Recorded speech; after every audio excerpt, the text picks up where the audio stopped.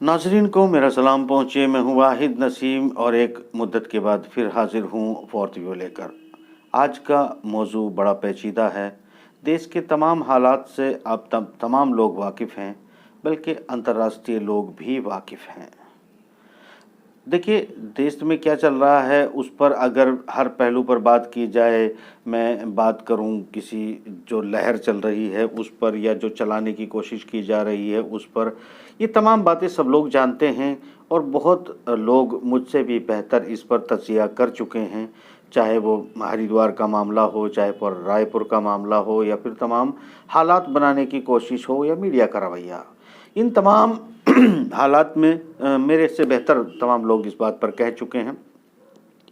मैं जिस मौजू पर आपसे बात करना चाहता हूं वो पेचीदा क्यों है, ये समझाने की कोशिश करता हूं। देखिए, अगर मैं बात करता हूं इस वक्त इस हमारे जो सिस्टम चल रहा है उसको लेकर, कानून की स्थिति को लेकर और तमाम दुनिया में जो चिंता व्यक्त की जा रही है उसको लेकर, तो खुले तौर पर सिर्फ चिंता करने से मुझे लगता है इसका कोई हल निकलने वाला नहीं है।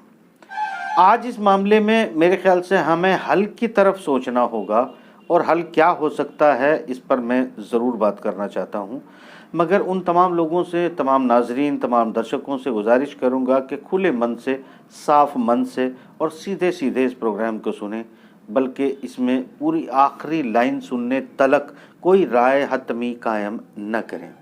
पूरे आप गौर से सुने और मैं क्या कहना चाहता हूँ उसके पीछे क्या नज़रियात है ये भी समझना ज़रूरी है। मौजू की शुरुआत करता हूँ। दरअसल आज इसमें कोई दो राय नहीं है कि माइनॉरिटी को लेकर जो सूरत हाल इस वक्त हिंदुस्तान में हैं, जो बन गए हैं, और ये एक दिन में नहीं बने हैं, इसे बनने में बहुत तवील मुद्दत लगी है। आप कहें कि इसके ज़िम्मेदार सिर्फ आरएसएस, भारतीय जनता पार्टी, संघ परिवार सिर्फ यही हैं तो ये बिल्कुल गलत होगा।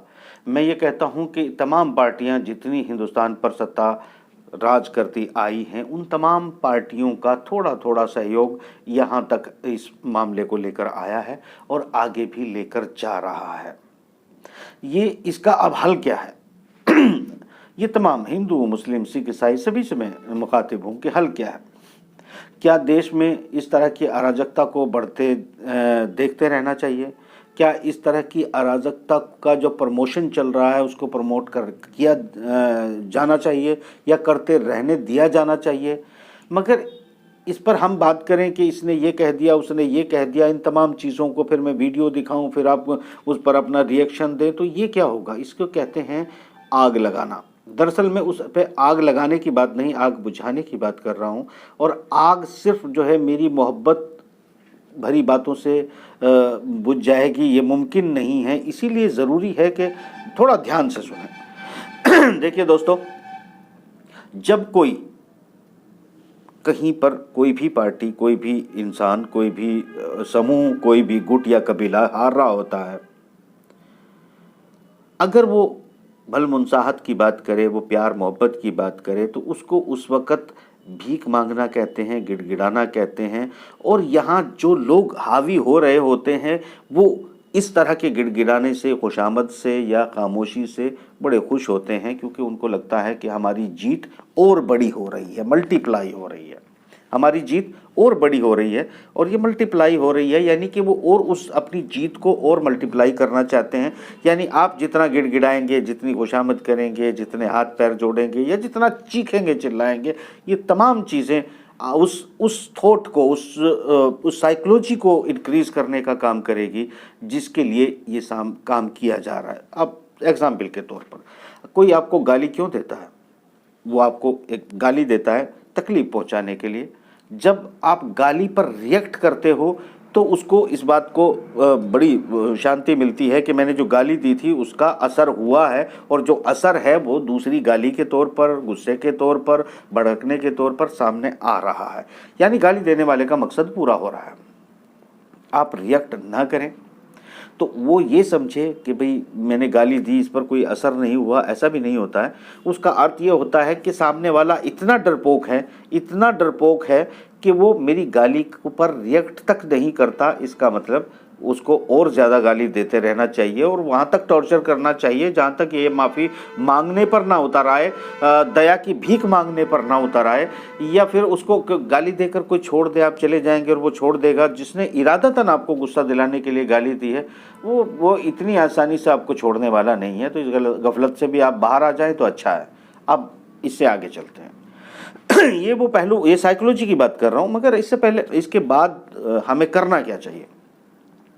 मैंने दोस्तों बहुत सारे प्रोग्राम किए थे जिनमें ये बात अब की नहीं है। मैं 2014 से लेकर 2017-18 तक मैंने बार बार एक बात कही कि भारतीय लोकतंत्र अपरिपक्व है। इसका मतलब मैंने डेफिनेशन दी बहुत सारे प्रोग्राम्स में, बहुत सारे लेख में आपने मेरे पढ़ा होगा। यानी भारतीय डेमोक्रेसी एमेच्योर है। कैसे एमेच्योर, मैंने उसको डिफाइन किया था। मैंने सीधे कहा था कि देखिए, जब किसी लोकतंत्र में कोई भी लोकतंत्र, डेमोक्रेटिक 3-4 तरह के जितने भी डेमोक्रेसियां हैं, चाहे वो प्रेसिडेंशियल फॉर्म में हो, चाहे फिर वो प्रधानमंत्री के फॉर्म में हो, चाहे वो सोशल हो, चाहे वो मतलब लिबरल हो, ये बहुत सारे उसके जो भी पॉइंट ऑफ व्यू पे हम डेमोक्रेसी के जाते हैं। अलग अलग देश में अलग अलग तरह की डेमोक्रेसी के दावे किए जाते हैं। जब हम डेमोक्रेसी के फॉर्म को बात करते हैं तो इसमें सबसे इम्पोर्टेंट क्या आता है। यानी डेमोक्रेसी का मतलब होता है जनता में से के चुनने के तरीके कई हो सकते हैं, मगर बहुमत के साथ जो जनता वोटिंग करने के बाद किसी को सत्ता तक लेके जाती है तो उसको एक डेमोक्रेटिक सिस्टम कहा जाता है। और डेमोक्रेटिक सिस्टम में वही जीतता है जिसके साथ ज़्यादा जनता होती है। मैंने एमेच्योर डेमोक्रेसी क्यों कहा, मैंने अपरिपक्व लोकतंत्र क्यों कहा था, और ये लगातार मैं कहता रहा था। आज वो साबित है। कैसे? मैं ये बात इसलिए करता आया था कि देखिए, अगर मान लिया दो समूहों के बीच में कोई मनमुटाव पैदा हो जाए, कोई नफरत पैदा हो जाए, जो माजी में भी, इतिहास में भी कबीलों के बीच में इस तरह के टकराव पैदा होते रहे हैं, सभ्यताओं के टकराव होते रहे हैं। यानी इस तरह के लोकतंत्र को परिपक्व आप कह दें जहां पर माइनॉरिटी के हुकूक को कानूनी तौर पर महफूज न कर दिया गया हो, और यानी कि अगर कोई एक मेजोरिटियन, जो भारी तादाद में मेजोरिटी हैं, अगर वो एक प्लेटफॉर्म पर आ जाएं और वो ऐसी किसी थॉट के इंसान को या किसी ऐसे थॉट की पार्टी को वोट कर दें जो इस माइनॉरिटी के लोगों को ख़त्म करने की, तबाह करने की या कुचलने की बात करता हो, तो इसका मतलब ये है कि ये मेजोरिटियंस अगर ऐसी किसी इंसान या ऐसी पार्टी को सपोर्ट कर देते हैं और वो सत्ता में आ जाती है, तो इसका मतलब होगा वो जो हो रहा है। ये आज मेरी उस 7-8 साल की जो आर्टिकल्स थे उसका एक सबूत है। अगर यहाँ पर ये कहा जाता कि भाई किसी भी तरीके से कोई भी कानून, किसी भी तरीके से आप सेव कर देते हैं माइनॉरिटी को कि कम से कम उनके हुकूक के साथ कोई छेड़छाड़ नहीं की जाएगी या उनको टॉर्चर नहीं किया जाएगा, या फिर एक ही देश में एक ही कानून दो तरह से एक्ट नहीं करेगा, क्योंकि जो मेजोरिटियंस हैं उनके लिए उस कानून में कुछ अलग तरह से रियायत दे दी जाएगी और माइनॉरिटी के लिए उसी कानून के तहत अलग तरह से उसको जो है, जो कि आप देख रहे होंगे, आपके सामने मौजूद है। ये तमाम हालात पैदा होंगे, इसीलिए मैंने इसको एमेच्योर डेमोक्रेसी डिफाइन किया था, जो कि इस वक्त पूरी दुनिया पर साबित है। अब आगे एक कदम और आगे चलते हैं। अब हल क्या है? देखिए, जो होना था वो हो चुका। मैच्योर, एमेच्योर, जो कुछ होना था वो हो चुका। एक अलग नौइयत की पार्टी या एक अलग नौइयत की सोच जो है वो नाफिज हो चुकी है और वो अपना काम बखूबी कर रही है। जिसकी चिंताएं व्यक्त की जाती थी वो आज आपको जलसों में, अनाउंसमेंट में और फिर उनके ऊपर कानूनी कार्रवाई में, ये तमाम चीज़ें आपके सामने मौजूद हैं। एक सबसे बड़ा जो चेंज आया है इस दौरान वो ये है कि चाहे वो कोई भी पार्टी हो, चाहे कांग्रेस पार्टी हो, चाहे समाजवादी पार्टी हो, बीएसपी हो, किसी भी पार्टी को इस वक्त आप लेंगे, चाहे वो एक और आम आदमी पार्टी, कोई सी भी पार्टी को आप ले लेंगे, सिर्फ भारतीय जनता पार्टी नहीं, तमाम पार्टियां ये कोशिश कर रही हैं कि मंच पर भी मुस्लिम लीडरशिप को जगह न दी जाए और अपने आप को ये साबित करने की कोशिश करें कि हम मुस्लिमों के साथ उस तरह से नहीं हैं जिस तरह से हम पर इल्ज़ाम लगाए जाते हैं। हम भी इनको थोड़ा बहुत धुतकारते हैं, थोड़ा बहुत नेगलेक्ट करते हैं, थोड़ा बहुत मंच से धक्का दे सकते हैं और अगर हम सत्ता में आए तो हम भी कुछ इसी तरह का एक्ट करेंगे जैसा कि मौजूदा दौर में चल रहा है। अगर इसमें मेरे बहुत सारे दोस्त हैं, बहुत सारे पत्रकार बंधु दोस्त हैं, बहुत सारे आप वो लोग भी मुझे देख रहे होंगे जो नहीं चाहते हैं कि भारतीय जनता पार्टी सत्ता में आए, मगर मैं कहता हूं कि मेरी कम्युनिटी को, इस कम्युनिटी को ख़ास तौर से क्या फ़र्क पड़ने वाला है किसी के भी आने से, क्या फ़र्क पड़ने वाला है किसी के भी आने से। क्या आप अलीगढ़ के मंच पर धक्के दिए जाने की घटना को जो है मामूली घटना मानते हैं? क्या आप गंगों के अंदर जब समाजवादी पार्टी मुलायम सिंह यादव, अखिलेश यादव की में मुस्लिम लीडरों को जानबूझकर महफिल से भी दूर रखा जाता है उसको कम मानेंगे? और जिस तरह के सवायद और सबूत खास तौर से आम आदमी पार्टी तो बड़े खुलकर बहुत अलग तरह से बढ़ चढ़कर छुपे तौर पर एक्ट करने की कोशिश कर रही है। कुल मिलाकर यह है कि हिंदुस्तान में माइनॉरिटी के साथ कोई खड़े हुए या साथ देते हुए दिखना नहीं चाहता, क्योंकि उनको डर लग रहा है कि उनका वोट बैंक जो इस वक्त जो है मेजोरिटियंस का उनके साथ जुड़ रहा है वो फिर छटक जाएगा, फिर भटक जाएगा और वो मुस्लिमों के साथ दिखने से हमारे साथ नहीं आएगा और भारतीय जनता पार्टी फिर जीत जाएगी।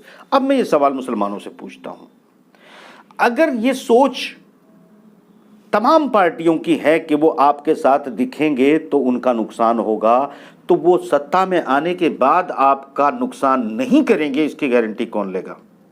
ये आपके मन का वहम है जो साबित होगा, जो हो रहा है कि जो भी पार्टी आएगी, क्योंकि पूरे निज़ाम को बदल दिया गया है, पूरे अधिकारी सिस्टम्स को बदल दिया गया है, पूरी सोच एक ही तरह से पूरी एक्ट करती हुई नज़र आ रही है। ये जब सत्ता परिवर्तन होगा इस सोच में बहुत ज़्यादा फ़र्क आपको नज़र नहीं आएगा, हल्का फुल्का रिलीफ या हल्की फुल्की टाइटनेस आपको ज़रूर दिख सकती है। तो मैं नहीं समझता हूँ, ख़ास तौर से जो मैं नज़रियात के तौर पर देख रहा हूँ, या मैं एक सोशल इंजीनियरिंग या सोशल मानसिकता को समझने की कोशिश कर रहा हूँ, वो ये है कि एक लहर जो है वो हिंदुस्तान में उठी है और वो अब बड़ी होती चली जा रही है, ये कम नहीं हो रही है, बड़ी होती चली जा रही है कि एंटी मुस्लिम, यानी इसे आप ऐसे देख सकते हैं कि सरकार की किसी भी कारगुजारी पर कोई चर्चा नहीं होती और होती है तो उस पर जो ऑडियंस का जवाब आता है, वोटर्स का जवाब आता है, वो आप तमाम लोग सोशल मीडिया पे सुन रहे होंगे। अरे ठीक है, तेल महंगा हो गया तो क्या वो फ़र्क पड़ गया, चलो भूखे मर गए तो क्या फ़र्क पड़ गया। इस सोच के पीछे एक ही सोच काम कर रही है, ये सोच दिन ब दिन मल्टीप्लाई होती चली जा रही है और तमाम पार्टी इसको मल्टीप्लाई कर रही हैं। अब आप क्या करोगे? देखिए, अगर माइनॉरिटी के तमाम लोग ये चाहते हैं कि वो चलो कुछ राहत मिल जाए, यानी कि ज़ख़म पे हल्की सी जो है मरहम पट्टी का भी कोई बहाना मिले और हम किसी पत्थर की आड़ में छुप जाएं, यानी कि पार्टी नुमा पत्थर की आड़ में छुप कर अपनी जान बचा लें, तो याद रखना, मैंने पहले ही कहा है, माफ़ी मांगने वाला, हालात से भागने वाला न कभी रण में जीता है न कभी जीतेगा।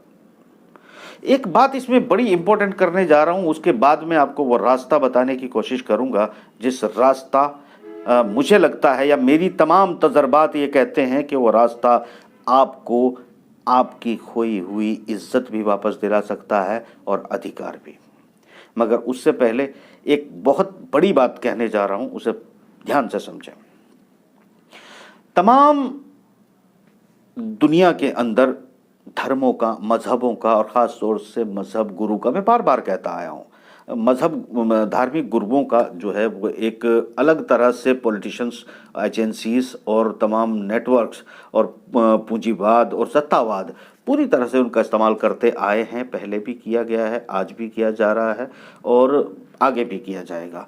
एक बात मैं आपको बड़ी थोड़ी कड़वी लगेगी मगर फिर भी कहना ज़रूरी होगा कि अगर आप ये कहें कि आज जो है अगर मान लिया सनातन धर्म के धर्म गुरु, चाहे वो कम या ज़्यादा या उनमें से कुछ जो भी आते हैं और वो खड़े होकर जो है वो बयानबाजी देते हैं और वो सत्ता का समर्थन करने की कोशिश करते हैं और जनता में से कोई भी उनके खिलाफ नहीं बोलता या कोई सरकार एक्ट करते हुए नज़र नहीं आती, तो मैं मुसलमानों को भी याद दिलाना चाहूँगा कि यहाँ 1980 के पहले का हिंदुस्तान आप देखिए। 1980 के पहले के हिंदुस्तान में जामा मस्जिद दिल्ली से एक ऐलान होता था और तमाम मुसलमान उसको बड़ी आसानी से मान लेते थे, उस पर कोई रिएक्ट नहीं करते थे। तमाम इस मुसलमानों के आलम दीन ने जो है वो एक एक्ट किया है राजनीतिक हलकों में और वो एक्ट इस तरह का किया है कि अब आपको इसका समर्थन करना है या उसका समर्थन करना है। और 80 से पहले के हिंदुस्तान को अगर आप देखेंगे तो पॉलिटिकल पार्टी के बड़े लीडर्स सिर्फ मुस्लिम मजहबी रहनुमाओं के पास जाया करते थे और उनसे समर्थन हासिल करते थे और हासिल करने के बाद उस समर्थन के जो है वो जीत भी हासिल करते थे, कुछ हार भी जाते थे, मगर ये आम जनता की मर्जी यानी कि धर्म गुरुओं के साथ इस तरह लामबंद थी मुस्लिम माइनॉरिटी यहाँ पर कि वो उनके एक इशारे पर करती थी। खैर 80-90 के बाद में जो है वो एक थोड़ा चेंज आना शुरू हुआ, थोड़ी चीज़ें आई, मगर उसके बाद फिर और थोड़ा सा आगे बढ़ते हैं। देखिए मैंने कहा हर मज़हब में, चाहे वो यहूदी हों, चाहे क्रिश्चियंस हों, चाहे मुस्लिम्स हों, चाहे हिंदू भाई जो भी हैं, सिख भी हैं, मतलब धर्म गुरुओं का एक रोल है और रहा है। मगर एक चीज़ मैं आपको यहाँ ये भी कहना चाहूँगा कि अगर हम बात करते हैं ऐसे दौर की जब ज़रूरत होती है पॉलिटिकल रहनुमाई की और अलग अलग तरह की, तो ये अभी 1980 तक तो होता रहा था, उसके बाद ये थोड़ा कम पड़ता चला गया। मगर मुस्लिम जिस तरह आज हमको सनातन धर्म की बहुत बड़ी जनसंख्या जो है ऐसे संतों के साथ भी नज़र आ रही है जो बयान दे रहे हैं गांधी जी के बारे में, जो मुसलमानों के बारे में और जो निज़ाम बदलने की बात कर रहे हैं उनके साथ भी खड़े हुए नज़र आ रहे हैं। तो याद करिएगा ये पॉलिटिकल मतलब ये उनका एक पॉलिटिकल एजेंडा है और उस पॉलिटिकल एजेंडे में जो है वो जनता जो है अपना विज़न देख रही है, उनके साथ खड़ी नज़र आ रही है। मगर मुस्लिम रहनुमा, मुस्लिम कम्युनिटी भी आज तक जो है वो आप जानते होंगे कि अगर एक मत कहीं हो सकती है, इकट्ठे कहीं हो सकती है, तो अगर सभी मसलिकों के दो दो चार चार आलिम जो हैं इकट्ठे हो जाएं तो उनकी तमाम फॉलोवर्स जो हैं, चाहे वो कितना भी पढ़ा लिखा क्यों ना हो, कितना भी एजुकेटेड क्यों ना हो, चाहे वो अगर वो मुसलमान है और किसी भी रुतबे को रखता हो और आलिम दीन उसको बुलाएंगे तो वो तुरंत चला जाएगा। और इसी तरह का एक्ट आपको उधर भी दिखाई देगा, सब लोग इकट्ठे हो जाएंगे। अब मैं ये बात इसलिए कह रहा हूँ कि अगर हम बात करते हैं अब ये तो मैं तुलना करने की कोशिश की है, आईना दिखाने की कोशिश की है कि इधर भी और उधर भी सभी तरह की चीज़ें होती हैं। यहाँ इस वक्त ज़रूरत किस चीज़ की है, हम उस पर अब असल मौजू पर आ जाते हैं कि आपको बेसिकली मुझे क्या लगता है क्या करना चाहिए। मुझे बिल्कुल साफ तौर पर लगना चाहिए कि मुझे अभी तक कोई मुस्लिम पार्टी भी इतनी मैच्योर नज़र नहीं आ रही है जिसकी रहनुमाई मजबूत हो और रहनुमाई के साथ उनका एक स्ट्रैटेजिक जो एक विज़न होना चाहिए, स्ट्रैटेजिक विज़न है वो परिपक्व हो, मुझे तो नज़र नहीं आ रहा। आप ज़रूर ढूंढने की कोशिश कीजिएगा, आप कोई मुझसे सलाह करेगा तो मैं भी ज़रूर एडवाइस देने की कोशिश करूँगा, मगर आम तौर पर आप लोगों को एडवाइस देता हूँ ताकि जनता ही मजबूर कर सकती है अपने लीडरान को, जनता ही मजबूर कर सकती है अपने मजहबी रहनुमाओं को, जो अगर उनकी समझ में आ जाए। मैं अपनी फिक्रमंदी और अपनी रणनीति आपको ज़रूर बताना चाहता हूँ। बड़ी सीधी सी बात यह है रणनीति की कि देखिए तमाम इस वक्त माइनॉरिटी के वो लोग जिन्हें सभी पार्टियों ने मजबूरन वोट डालने वाला समझ लिया है, तो साफ है कि कोई भी पार्टी आएगी आपको कोई बहुत बड़ी रियायत मिलने वाली नहीं है, गलतफहमी के शिकार मत रहो। जो तुम्हें मंच पर नहीं चढ़ने देते, जो तुम्हें अपने साथ हाथ पकड़ के खड़े करने में शर्मिंदगी महसूस कर रहे हैं, कल वो शासन प्रशासन के साथ आपके साथ कैसे खड़े होंगे, जबकि पूरे शासन और प्रशासन की सोच और सिस्टम्स को पूरी तरह से बदल दिया गया है। ये तो बड़ी सीधी सी बात है। तो आपको क्या फर्क पड़ता है कि भारतीय जनता पार्टी सत्ता में रहे, कांग्रेस आए, समाजवादी आए या बीएसपी आए, क्या हो जाएगा? मतलब हल्का फुल्का रिलीफ, यानी आपको और जो है वो तबाही में 5 साल और जुड़ जाएंगे या 4 साल आप और जिंदा रह पाएंगे और 5 साल तक आपको थोड़ी राहत मिल जाएगी। बस इतनी सी सोच पर आप अपनी रणनीति और सोच और अपने वोट और अपनी इज्जत और अपनी औकात का सौदा कर लेंगे। बहुत गलत कर रहे हो। एक बात समझ लेना, ये वो वक्त है कि आपके मजहबी रहनुमा सामने आए, आपके लीडर सामने आए और एक बात आप कर सकें, तो वो ये है कि कोई एक समूह, कोई एक पार्टी, दलित भाइयों ने भी बनाई है, वो बहुत सारी जातियों के तौर पर बनाई गई है, बहुत सारी चीज़ों पर बनाई गई है। वो अलग बात है कि मुस्लिम का नाम आते ही सार सब भड़क जाते हैं, तो फिर भड़क जाए, मैं क्या कर सकता हूँ इसमें। मगर इसी तरह की एक इस कम्युनिटी को भी एक एडवाइस दी जा सकती है पूरी तरह से कि आप अपने वोट समूह को एक जगह करें, एक पार्टी आपके कंट्रोल सिस्टम में हो। चूंकि अगर मैं उत्तर प्रदेश, बिहार और तमाम बंगाल, इन तमाम इलाकों की बात करता हूं, तो 25-30% वोट एक मुश्त होता है। 25-30% वोट एक मुश्त होता है और एक मुश्त में हर किसी को सत्ता में जाना अच्छा लगता है, हर किसी को गद्दी पर बैठना अच्छा लगता है, हर कोई राज सत्ता में जाना चाहता है। तब आप एक भाईचारे का, मैंने ये एक अपने ही लोगों को वोट देकर आप सत्ता में आ जाओगे, ऐसी बात मैं नहीं कह रहा हूँ। मेरा कहने का मतलब है कि आप तय करें कि जहाँ आप वोट डालेंगे सब एक जगह वोट डालेंगे, और वो सेकुलरिज्म और ये सब ड्रामों से आपको बाहर निकलना पड़ेगा। कितना सेकुलरिज्म बचा है ये आप देख रहे हो। मैं आपको सिर्फ ये कह रहा हूँ कि एक आप 90% वोट दूसरे धर्म जाति के लोगों को डिस्ट्रीब्यूट करें, 10% मात्र मुस्लिम्स को जो है आप टिकट दें। पार्टी कंट्रोल सिस्टम को ऐसा निज़ाम बनाएं जिसमें आप भाईचारा, एकता और आप आगे बढ़कर जो है चीज़ों को सपोर्ट करने वाले, घुल मिल कर रहने वाले साबित कर सकें। अपने वोट के ज़रिए आप वोट दें गैर मुस्लिमों को, आप वोट दें हिंदू भाई को, आप वोट दें सिख को, आप वोट दें ईसाई को, आप वोट दें दलित भाई को, किसी को भी ना। मुझे नहीं लगता कि ये आपको इस खेल में बढ़ना चाहिए कि मुस्लिम दलित, मुस्लिम फलाना, मुस्लिम ढिकाना। नहीं नहीं, हिंदुस्तानी हैं आप। माइनॉरिटी मुस्लिम्स की जो सेकंड लार्जेस्ट पॉपुलेशन है, जिसका वोट प्रतिशत ज़्यादातर इलाकों में जो है 25 से 30% है, जहां मात्र 10 से 15% इनके साथ और कोई मिलता है तो सीट निकलने के पूरे चांसेस हो जाते हैं, जीतने के पूरे चांसेस हो जाते हैं। ऐसी सूरत हाल में जब आप तमाम धर्मों, तमाम जातियों के लोगों को टिकट बांटोगे, उनके तौर पर आपको आपके 25 से 30% वोट प्राप्त करने के लिए ये लोग आपकी ही पार्टी में पैसा दूसरे लोग लगाने भी आएंगे, दूसरे लोग इन पार्टियों को बड़ा भी करेंगे, दूसरे लोग आप लोगों के साथ भाईचारा करके इस देश के लिए सचमुच सेकुलरिज्म के साथ जो है काम करने की कवायद भी करेंगे।